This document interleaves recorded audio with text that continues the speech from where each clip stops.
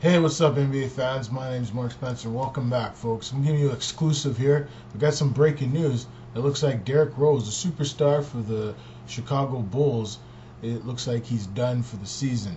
He just went under surgery today for a meniscus tear in his left knee. I mean, the last few years, Derrick Rose has had some major knee problems, but you never know. I think he'll be back sometime in February. They say he's done for the season. I don't think he's done for the season. Who knows? Maybe some divine intervention. But I predict he'll be back in February. Let's hear what the boys got to say at ESPN. Michael Wilbon and one of the longtime anchors at ESPN. Enjoy.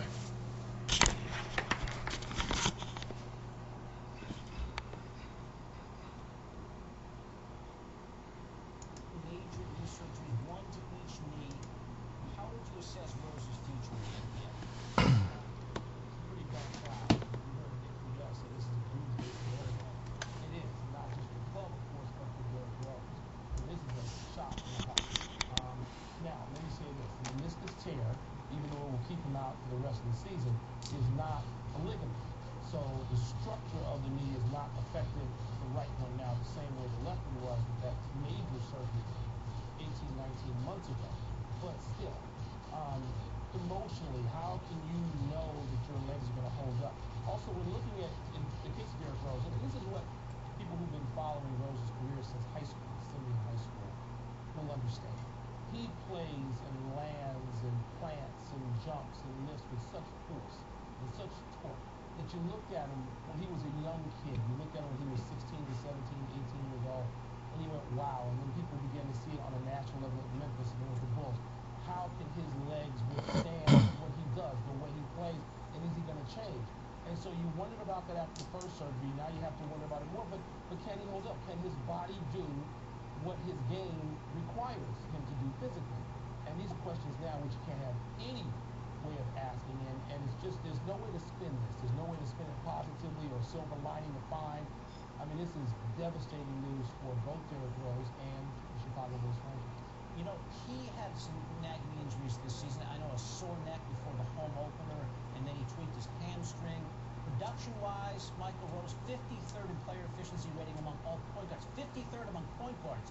Did you have any sense that Rose wasn't quite right before this latest knee injury? Of course, just with the conversation with him, you know it's going to take some time. I didn't understand why the conversation played out as if Derrick Rose is going to look like the 2011 MVP Derrick Rose right away. I mean, this is going to take a couple of months for him to get back. That's why it was absurd last year when the national conversation took the direction of, well, why is he coming back now in the playoffs? And you're like, what?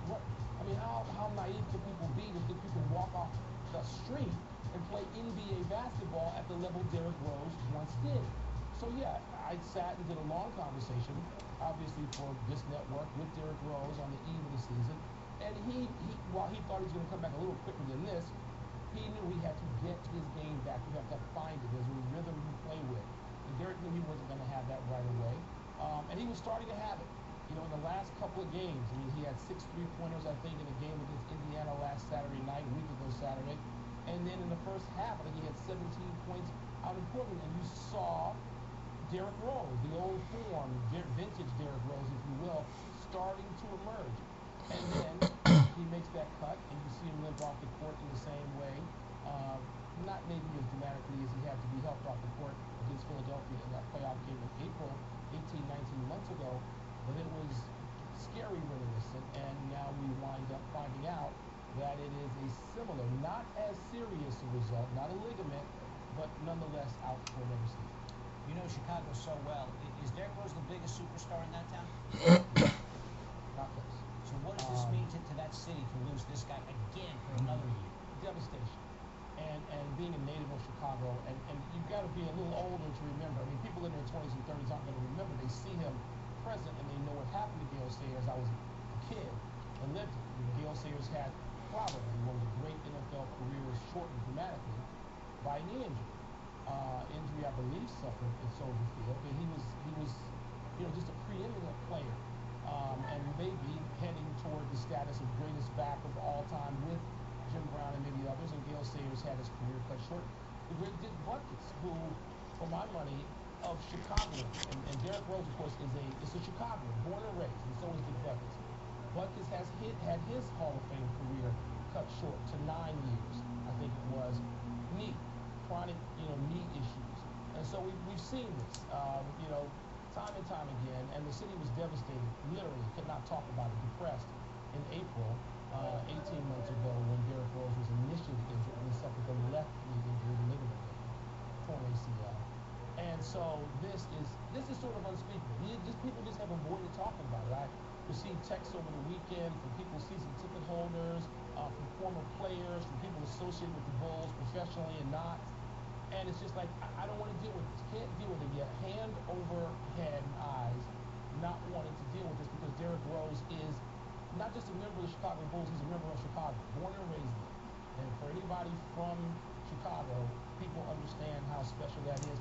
He was introduced, didn't say from Memphis. They said from Chicago, Derrick Rose. And so this resonates like few other injuries in the last, 50 years in Chicago.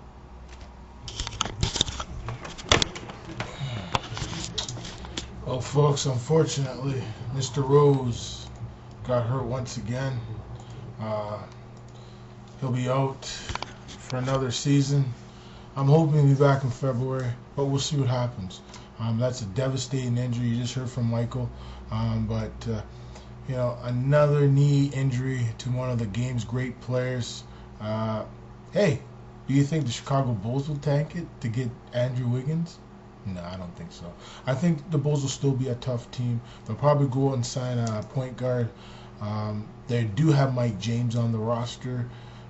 So we'll see what happens. This is just another devastating injury to the Chicago Bulls long term. It's just been injury after injury. I mean, one of the game's great players, former MVP Derrick Rose, and to see this has happened, it's horrible. You never like to see knee injuries. Gale Sayers, just like he was saying, he had to retire because of a knee problem. Bobby Orr had to retire because of a knee problem. I mean, so many great players over the years have to retire because of knee problems. You look at McGrady, never the same after he tore his ACL, or actually some meniscus tears in his knees, both knees. And you have Penny Hardaway, who had a Hall of Fame career until he got the knee injury. To both one of his knees and then his other knee, and he was just never the same player when he went to the New York Knicks and a few other teams. He just was never the same player after he had those knee surgeries, like Marius Stoudemire recently had. Never the same player. Microfracture surgery, I think both of those players had. Same thing with Tracy. Microfracture surgery just slowed their careers down. They just couldn't do anything anymore. They couldn't jump. They couldn't fly up in the air and create things like they used to. They still have the mind for it, but they just, their knees couldn't handle the pressure of playing in the National Basketball Association. So thanks for watching this special one, folks. Sorry to hear about Derrick Rose. Knee problems are the worst to have. Some other NBA news. I mean, there's been teams that have been surprises so far this year. You look at the Philadelphia 76ers. They played amazing so far. You look at the date today of November 26th, Monday, November 26th, and you've seen teams getting better and better every time, every year, every week. And you look at teams like Toronto Raptors on top of the Atlantic Division. That's the first time since 2007 they've been on top of there. They've been playing awesome basketball of late. New York Knicks have been awful. So will have the Brooklyn Nets. They lost again last night. They've just been bad. There's nothing I can say about them. I mean, the Lakers are better than the Brooklyn Nets and the New York Knicks. I never thought I would ever say that, but that's the truth. Pacers are the top team in the league, not the Heat. That's San Antonio, but San Antonio and the Heat are catching up. Oklahoma City starting to get their game together. Westbrook still has knee problems. They're resting him here and there, so we'll see what happens. So it's getting interesting across the association. There has been some trade rumors kicking around. Ivan Shumpert, there's some talk there he might get moved. The New York Knicks, I mean, if they keep losing, I think they're going to be cleaning house. Carmelo Anthony, will he resign with the Knicks? I guarantee you he probably will resign, but if he doesn't resign, watch for the Atlanta Hawks. watch for the Miami Heat. Those are the two teams I think Carmelo will go to, especially Miami, to be able to play with his friend Chris Bosh or LeBron James. But I think LeBron will probably leave the Miami Heat and go to Cleveland or the Knicks. So they might just do a switcheroo. LeBron is one of the best players in the world, and I think he's going to be going home to Cleveland. So next time he does an interview, he's saying, "I made my decision. I'm going home." So that will probably be what LeBron will do. That's a long ways away, but that's what probably will happen in the offseason. They have Andrew Wiggins. My prediction, the Sacramento Kings will get Wiggins somehow, some way. They'll get the #1 pick. Probably they'll do a lottery. They usually do a draft lottery. And the second team will get the second pick overall. Won't be the Bobcats. It'll be a team that you would not expect to get a lottery pick. I